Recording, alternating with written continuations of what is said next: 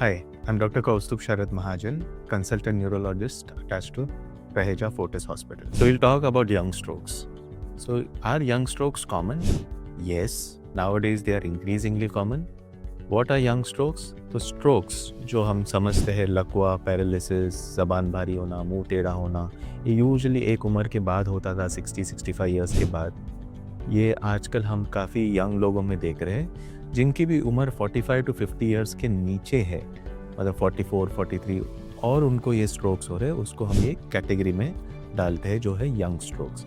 इसके कारण थोड़े अद्भुत होते हैं जो रूटीन स्ट्रोक्स से अलग होते हैं। इसमें सबसे कॉमन रूटीनली स्ट्रोक होता है क्योंकि दिमाग को खून कम जा रहा है, और इसमें दिमाग को खून कम जाने के काफ़ी कारण होते हैं। मेनली जो दिल पंप करता है खून, अगर किसी कारण की वजह से उसके रिदम में गड़बड़ हो, जहाँ पे रिदम ऊपर नीचे हो रहा है तो दिल की पंपिंग में भी ऊपर नीचे होता है, और फिर ये दिमाग को खून कम जाता है और स्ट्रोक्स आते हैं। तो cardio एम्बोलिक strokes is one of the cause, या कभी कभी दिल में छेद होते हैं जिसकी वजह से ये हो सकता है। दूसरा कॉमन कारण होता है दवाइयाँ या ड्रग्स। फीमेल्स में स्पेशली जब कभी कभी कुछ मेंसेस को पोस्टपोन करने के लिए हम कुछ हार्मोनल दवाइयाँ ले सकते हैं, जिसके वजह से स्ट्रोक्स कॉमनली हो सकते हैं कोई पेशेंट्स में। तीसरा चीज़ है स्मोकिंग। डेफिनेटली स्मोकिंग एक ऐसी चीज़ है जिसकी वजह से नालियाँ पतली होती है और कम उम्र में भी ये हो सकते हैं। बाकी ड्रग्स जैसे कि कोकेन, इससे भी कॉमनली स्ट्रोक्स होता है। कोई लोगों में टेंडेंसी होती है खून में गांठ जमा होने की, यानी खून जल्दी से क्लॉट होता है, तो उसके काफ़ी सारे टेस्ट होते हैं जो हम करते हैं, जिसमें अगर कुछ पॉजिटिव आता है तो उनको एक दवाई देते हैं जिससे ये ठीक होता है। ये बात समझना ज़रूरी है कि आजकल ये मेटाबॉलिक सिंड्रोम या ओबेसिटी काफ़ी कॉमन है, क्योंकि we tend to eat more carbohydrate, sugary things, जो काफ़ी मिल जाता है आराम से, और दिमाग भी उसको क्रेव करता है। ये ओबेसिटी से हम आजकल देखते हैं कि कोलेस्ट्रॉल बढ़ जाता है, इसके लिए यंग पेशेंट्स में भी स्ट्रोक होता है।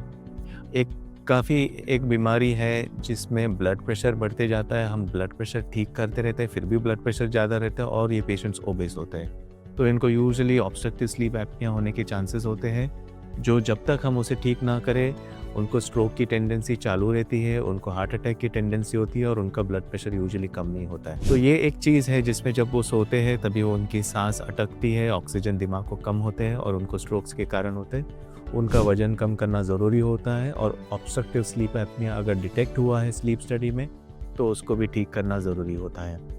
इसके अलावा और भी छोटे छोटे कारण होते हैं। कोई लोगों को आदत होती है गर्दन ऐसे करने की, या कोई नेक मूवमेंट सडनली करने की, उनको कभी कभी ये नेक के आर्टरीज में डिसेक्शन या एक खरोच जैसे आ सकती है, जहाँ से क्लॉट्स तैयार होकर वो ऊपर जा सकते हैं। जो भी है, ये मेजॉरिटी कारण ट्रीटेबल होते हैं, और इसमें एक चीज़ सबसे इम्पोर्टेंट मालूम रहना चाहिए कि 4.5 घंटे के अंदर आपको स्ट्रोक के सिम्टम्स पता चले तो तुरंत हॉस्पिटल में जाके हम ऐसी दवाई दे सकते हैं जिससे हम उसको रिवर्स कर सकते हैं। तो टाइम इज़ ब्रेन, और ये काफ़ी हद तक ट्रू है ब्रेन के मामले में।